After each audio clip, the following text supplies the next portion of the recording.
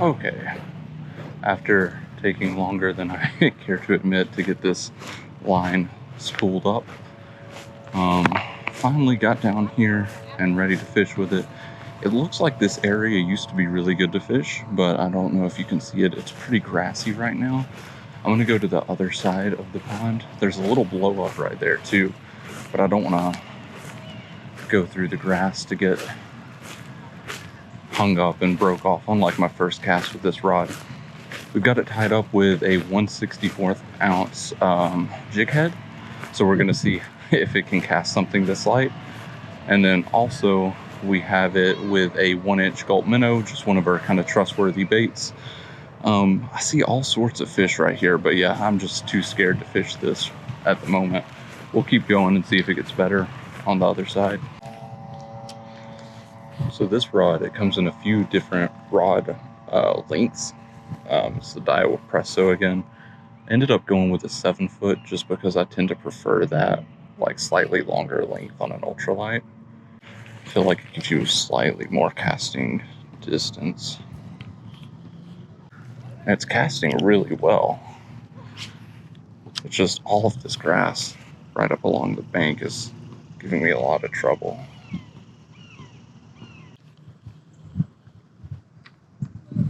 So I'm thinking this is probably going to be our best spot to fish right here. It looks the least grassy of kind of everywhere around the lake. Oh, and I threw it in and something just bit it. Let's try and get it back out there.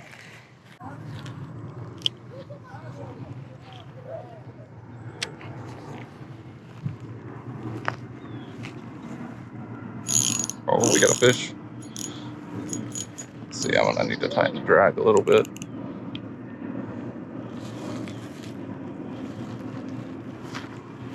Feels like a little bluegill. Yep, there we go. There's our little bluegill.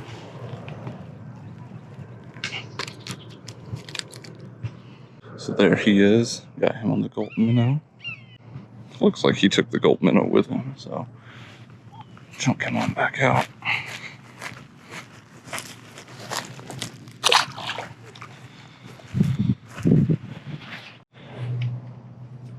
Awesome. So after having our first fish on the rod, I can say this thing handles fairly well. The drag on the reel felt really well, and the hit, I could feel it also fairly strongly. I mean, it's, oh, we back-to-back fish. Oh no, he came off. But yeah, that bite too, I could feel really well. You can see where he tried to get my minnow. But yeah, so far I'm pretty happy with this combo. See if we can get another one.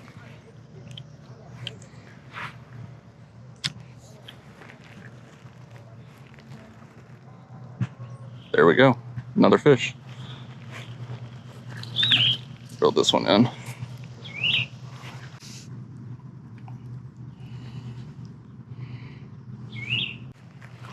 All right, there we go, another fish.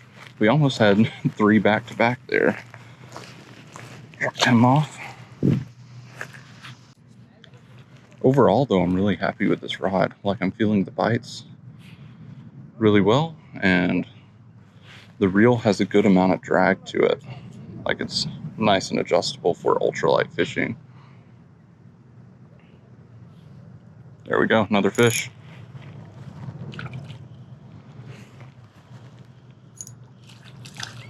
Get him on up the bank here. There we go, another bluegill. So we got him unhooked, another bluegill. This is what, number 3 so far? Get him back out. This is gonna sound a bit silly probably, but I really like the look of it. This like copper color with the black and the copper Presso on it. I think it pairs fairly well with like the goldish colored reel. So overall, pretty happy with it. Oh, got another fish. Oh no, just lost him. But yeah, overall, really happy with this setup.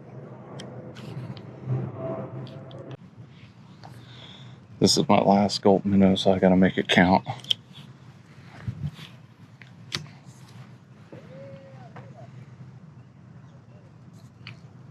As I say that, I think we gotta, oh no, he let it go again. I don't know why I'm not able to set the hook on these guys. Let's see. Oh, it's falling off the hook real bad now. Try rigging it upside down just a little bit. It's a little trick you can do that kind of extend the life of the minnows, but it is definitely on its last limb. I'm really wanting to get one more fish on it before we swap to something else. I'll loosen the drag a bit too, so maybe they can fight it a bit more.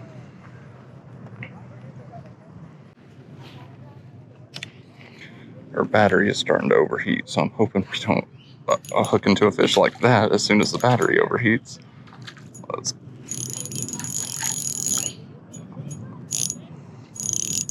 Oh, he's in all those weeds down there. I'll tighten up on the drag, and there we go. So the battery just overheated again right as I got him up to the bank, but he flung off our minnow and he got all on the sand. But anyway, we'll get him back out in the water. Right over here. Now we got to figure out what to tie on. So after that fish, my GoPro overheated, and I forgot that I had my GoPro batteries in my car, and that was my last Gulp minnow. So that was just kind of a whole sequence of events. What we got tied on now is a little Bobby Garland minnow. It's about the same size, maybe a little thicker than a Gulp. Doesn't have that scent though. We have some crappie bites, but I'm gonna try it without them first and see how that does. And then we're just gonna keep fishing, hopefully catch a lot more bluegill. On these little Bobby Garland minnows, I've had some luck in the past hooking up on some like fairly small bass. Oh, something just hit it.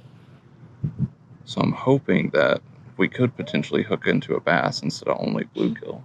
We'll see.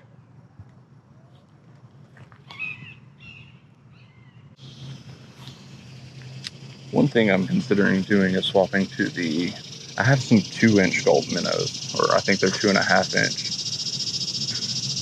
God, that cicada is loud. Oh, we got a fish. As I was saying, thinking about swapping to the Gulps. There we go. So maybe I won't be swapping to the Gulps. That's a decent sized bluegill. I don't know if you guys can see it right there. He's got some pretty purple colors on him as well. Get him unhooked real quick. Okay, but yeah. Another little bluegill for the books. Get him back to our little usual spot we've been dropping him. He got my hand all sorts of dirty.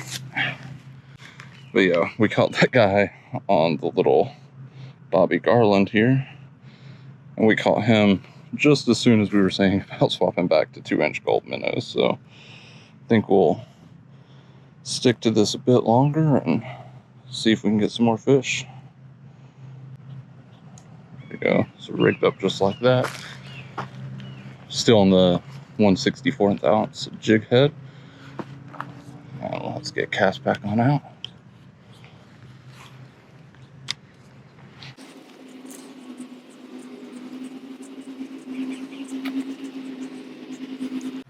Oh, we got feels like a good fish.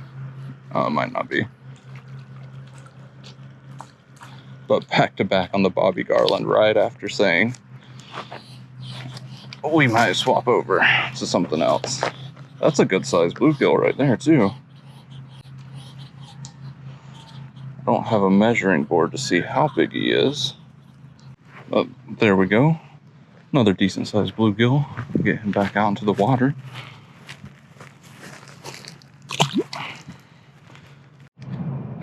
My GoPro just overheated as I cast out right here, but we're on to another fish. This makes 3 in a row for us. He's gets wrapped up in all these plants down here. There we go. Another decent sized bluegill.